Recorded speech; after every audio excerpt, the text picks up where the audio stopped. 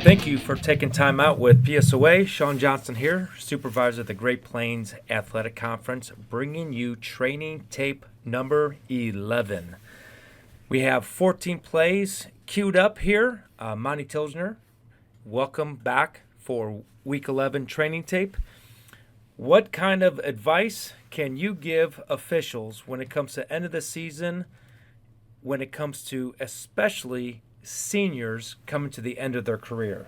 Yeah, well, they've got nothing to lose, so you never know exactly what you're going to get. So you just got to make sure you're always on high alert and really open up your vision, and especially look for any dead ball situations.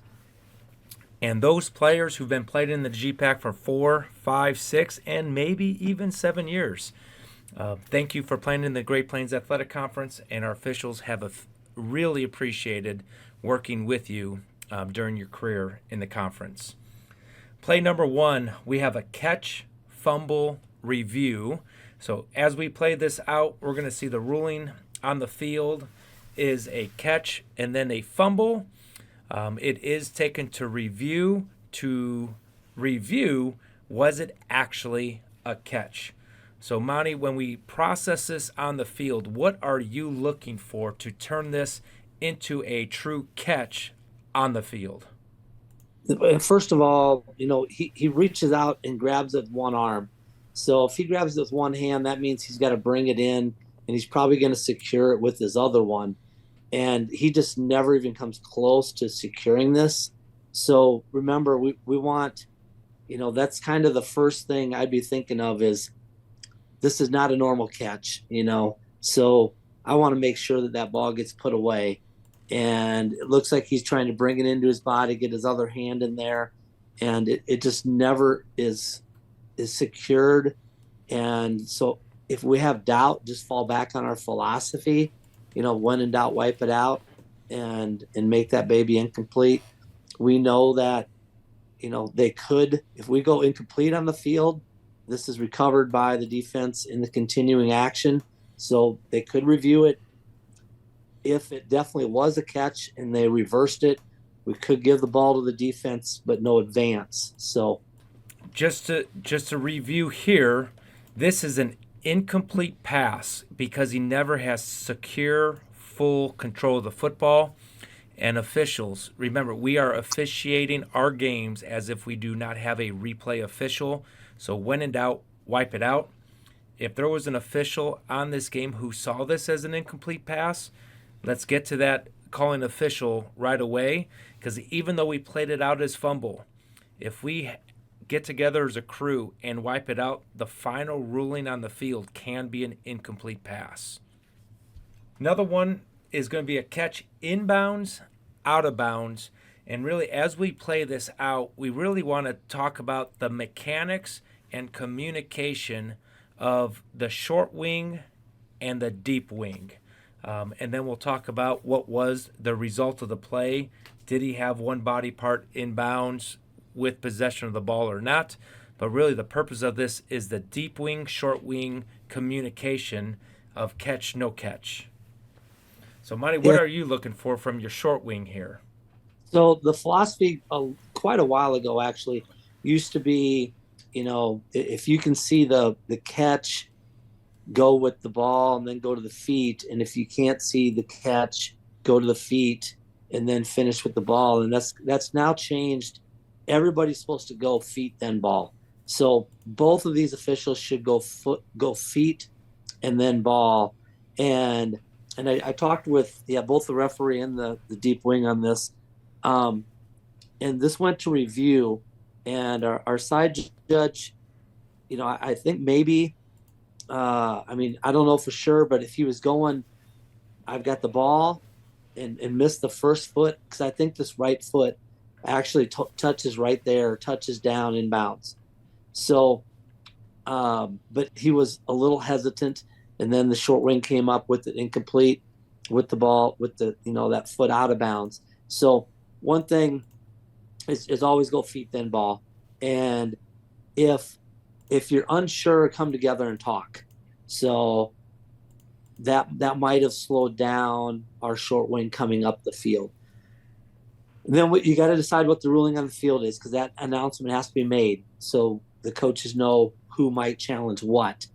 And if as a side judge, if I have that first foot in bounds, I'm going to make sure I tell the referee I had the right foot in bounds when the ball touched the hands and he stuck the catch.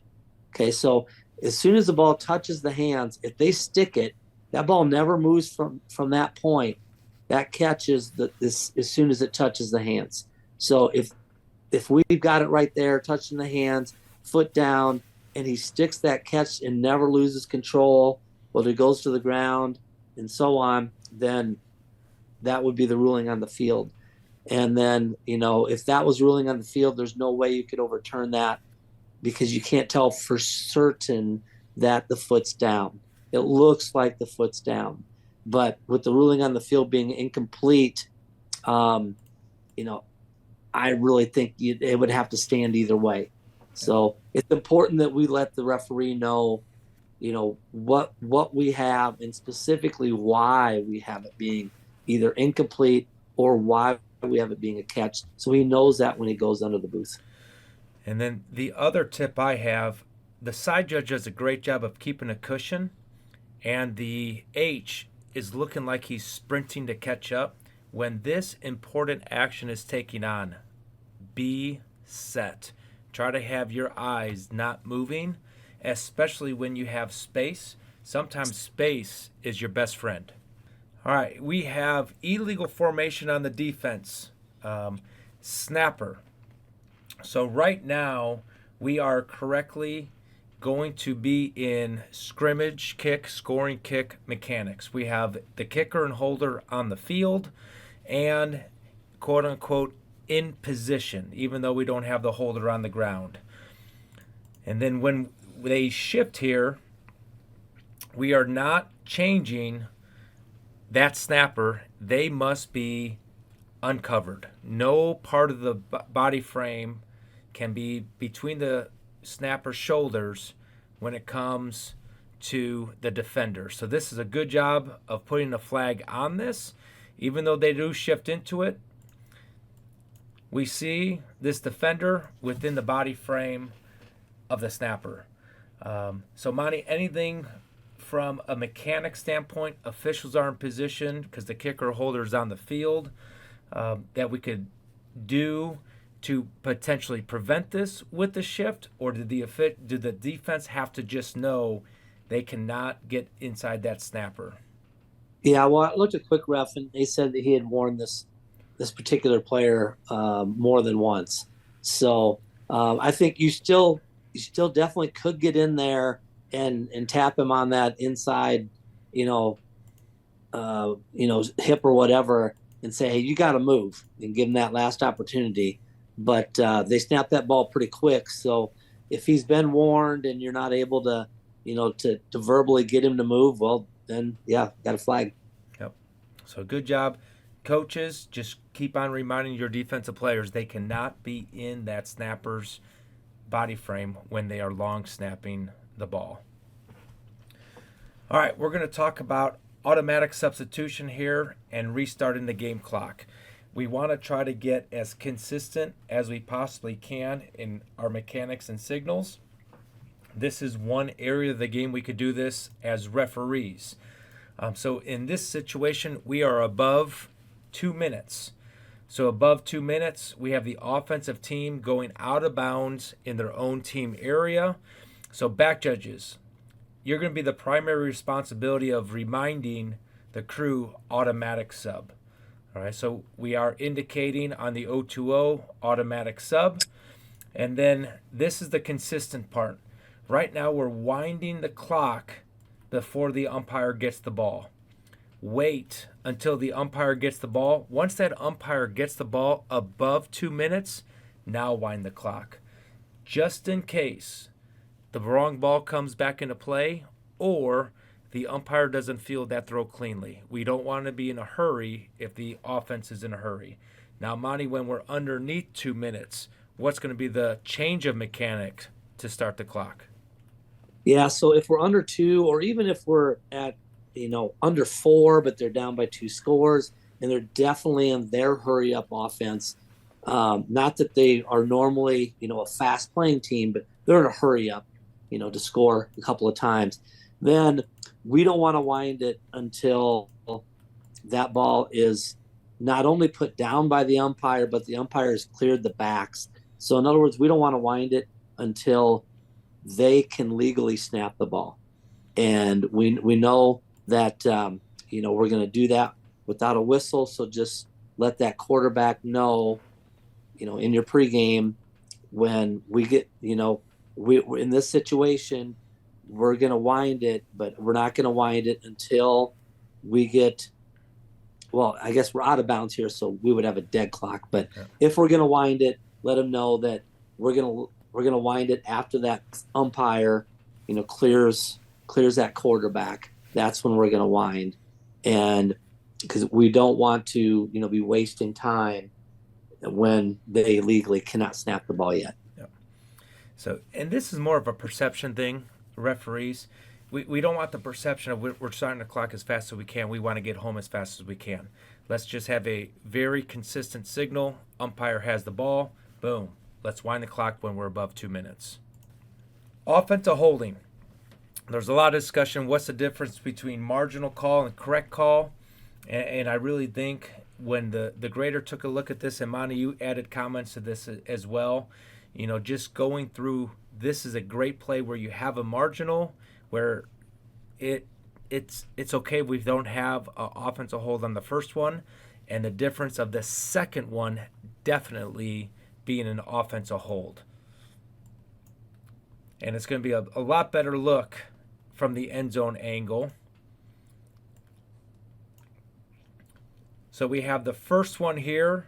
This is the marginal. We see what officials see, but then the second one is going to be the correct call. We need this called all day long. So what's the difference between these two, Monty? Yeah, a lot of times with offensive holding, it's when they let them go. They're going to grab them, and it's just, do they let them go at the right time? So, if that hold turns into a push, it's when the hold turns into a push. If it's too late and they hold on to them too long, then it's going to be one that we want to flag on the ground. And, what's more at the point of attack as well. And that one right there on the edge is definitely at the point of attack. Yep.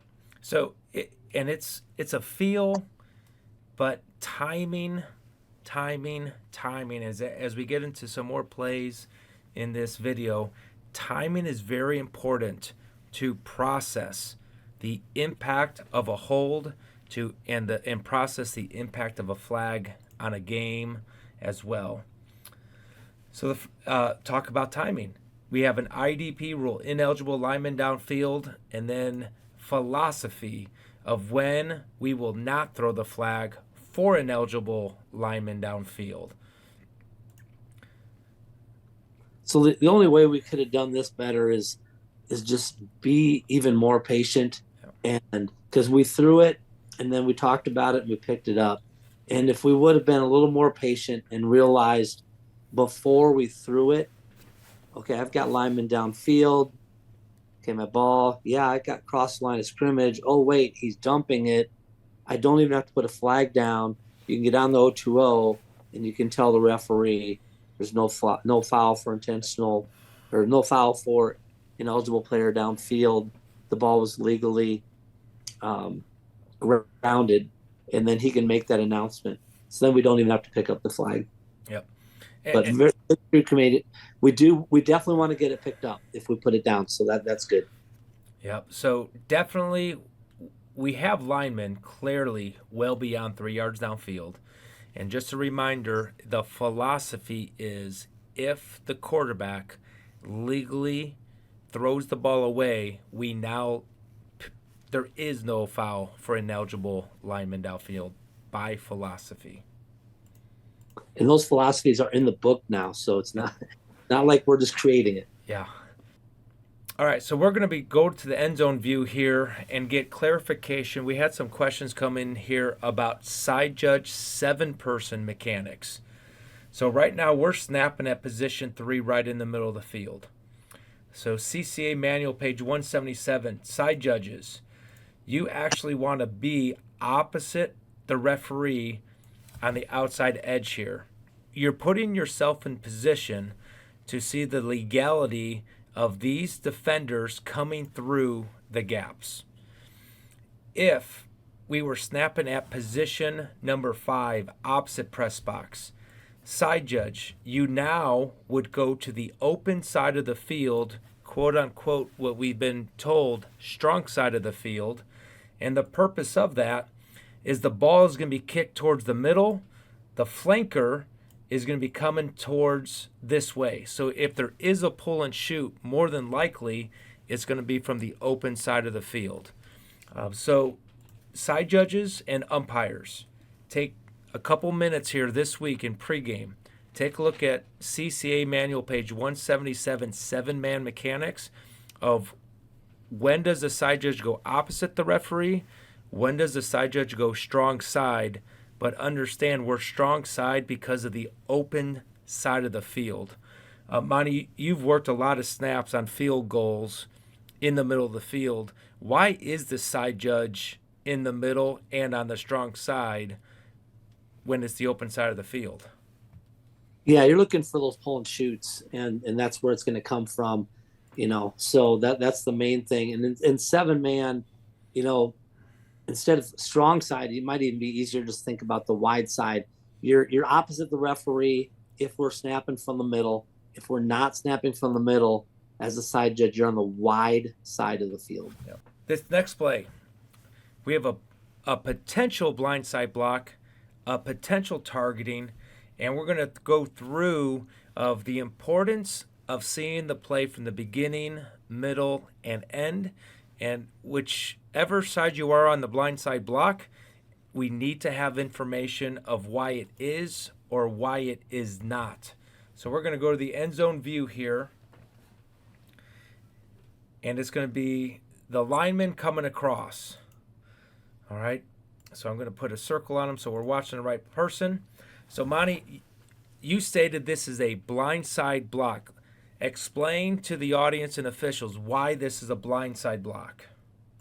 Yeah, so the focus by that number 20 there is on that runner. And even though it's somewhat from the front, his focus is on that runner. So it can be somewhat from the front, even and be considered an illegal blindside block if his focus is somewhere else. Yep. And this has potential for targeting just because he does dip his head there.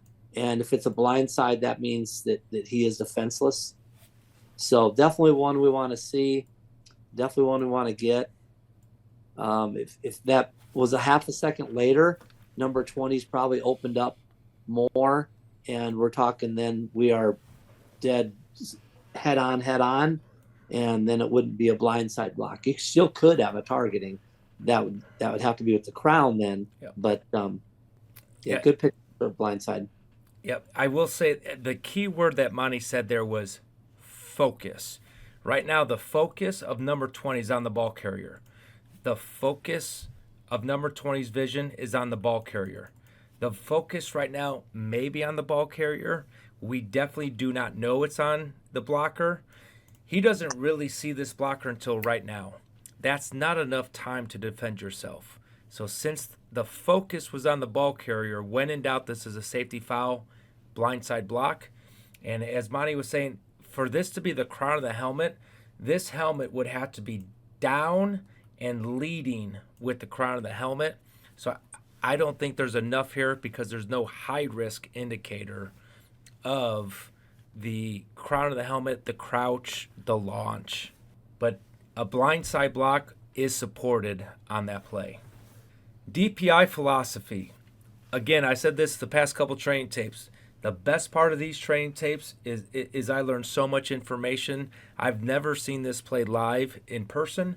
So, Monty, with that being said, explain this defensive pass interference philosophy on an interception play?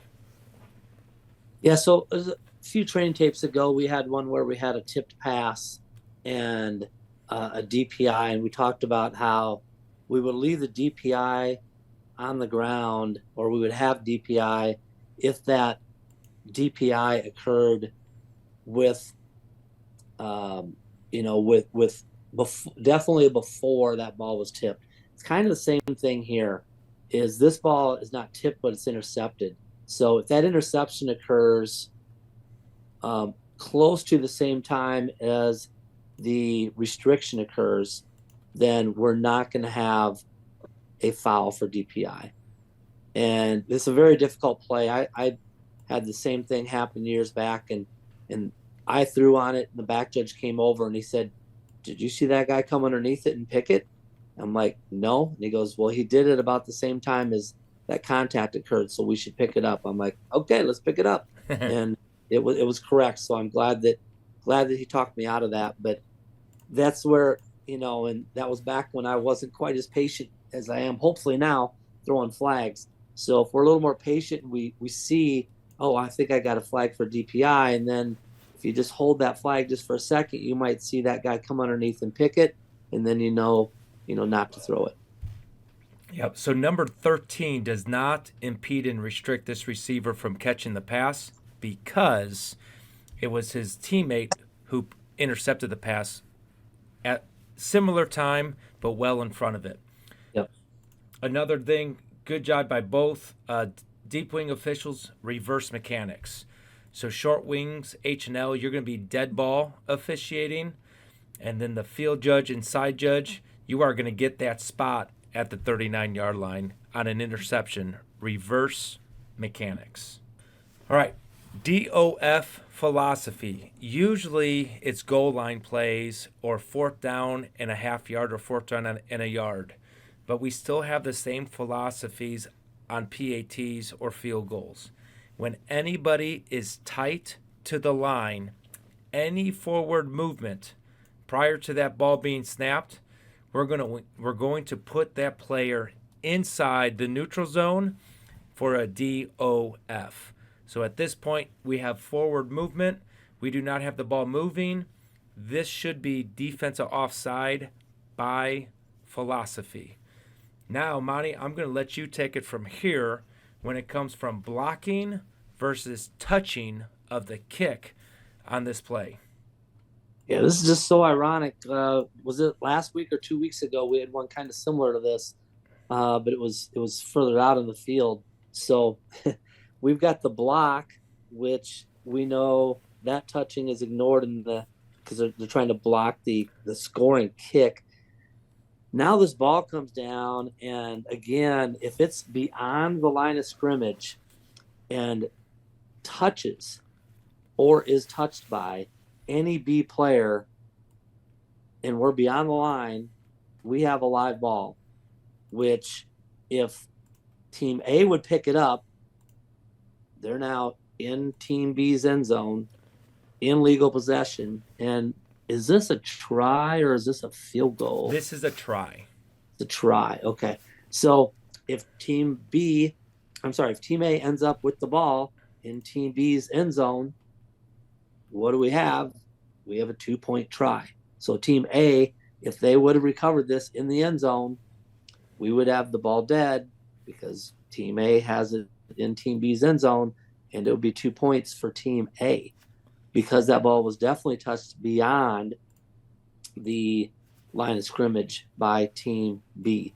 Now, Team B also obviously can pick it up, which they end up doing, and then they run it back for a score, right? Yes, they do. All the way back, 103 yards. Which is a 2-point conversion for Team B. So, really interesting play. Now, let's go back and say that this ball gets touched by Team B behind and then gets recovered by Team B in the end zone, and the ball becomes dead there. We're not going to have a safety in that situation. because it's still the impetus of the kick that put it in the end zone. It's not like Team B possessed it. If Team B would possess it at the 2, and then they would try to run it and circle back into the end zone and get tackled, that would be a 1-point safety. But if it just got grounded, they picked it up and they got tackled or whatever, they downed it or whatever, then you would simply have a no score. Yep. So the crew did a phenomenal job. There was doubt on this play of, did Team B touch the ball prior to the ball touching the ground in the end zone? And on this type of play, this is a great job of, when in doubt, leave the ball live, and then we could come back and collect information. All right, so when in doubt on touching, keep it live. All right, it did go to review, and it was then confirmed that the ball was touched beyond the line of scrimmage, and therefore this return was legal, 2-point conversion for the defense. Whereas if we would have killed it right away with that doubt, we would not have been able to give the advancement of this play. Yeah, that's why I let those babies play out, because you can't give them the advance if you blow the whistle. Yep. And I will say this might look like a block below the waist right here, but I think the referee does a phenomenal job of seeing the beginning of this play and all the way to the end. He's blocked to the ground, and now, yes, he does contact him below the waist, but it's because he was blocked into that position. So this was a correct no call for block below the waist, and we're seeing that whole entire time from the beginning, middle, all the way to the end. Yeah, and just remember, going back, if that ball got blocked and went up in the air, came down, and was untouched by B, and then grounded in the end zone, at that point, it's dead by rule. Correct. So the reason why it wasn't dead is because it was touched by Team B. All right, here's another big play. We are underneath 2 minutes to go in the half. So we talk about timing of our flag and understanding the impact of the opponent, impact of the play, and in this case, impact of the game. Offensive holding here. 3rd down and 10, outside of field goal range, and the result of the play is a loss of 2. So, Monty, as a head coach of the defensive team, what are you going to do here? 3rd down and 10, loss of 2, offensive hold. Yeah, you're going to decline it. You're going to decline it. No big deal. But now it is a big deal, because now the offended team who's losing gets the option to start the next play on the snap or ready for play. Well, since they're losing, they're going to save that 40 seconds on the game clock. All right, so we have 58 seconds here, and at the end of the play, we have 55 seconds in the game. So officials, when we throw our flag, have patience. Make sure our flag fits the impact of the player, impact of the play, and sometimes impact on the game when it comes to timing changes underneath 2 minutes. I'm going to give kudos to this defender as this ball carrier is going to the ground. He now attempts to avoid forcible contact. So by rule, the ball is dead, and we ask defenders, when you have a sliding ball carrier, jump over and attempt to avoid forcible contact. So, Monty, in your judgment, there is contact, but did this defender attempt to avoid forcible contact? Yeah, it definitely looked like he's trying to do his best not to contact him at all, but he's got some momentum going, down. So he definitely pulls up, and there's very little contact. So I don't think they put a flag down, did they? They did not put down a flag. I think that's a really good, Yep, a absolutely. really good decision. Just remember, with those sliding ball carriers, the instant their butt starts to drop, several things happen. One, that's our forward progress spot, right where that ball is, right the very instant the butt starts to drop. 2, he becomes defenseless. So then We could have, personal foul, late hit. We could have, a targeting aspect as well. And 3, we usually miss the spot by at least a yard. And the faster they're going, the more that yard turns into 2 yards or even 3 yards. In this case, he's not going downfield vertically incredibly fast, but we still miss the spot by probably a good yard. So just remember, the very instant the butt starts to drop is where that progress is. So ball's dead right now. Yep. Attempt to avoid contact. He's actually embracing. He's trying to avoid contact. So I think this is a great job. And the reason the official is stopping the clock is because a timeout was called for the defense. All right, our last play is a double foul. First one is holding, takedown, and then a retaliation on a free kick. So we're going to go to the end zone view, and the crew does a great job of, 1, seeing the holding, and then 2, staying with that action to catch the unnecessary roughness after the takedown hold. So Monty, we'll let you talk about the original hold first between these 2 players right here.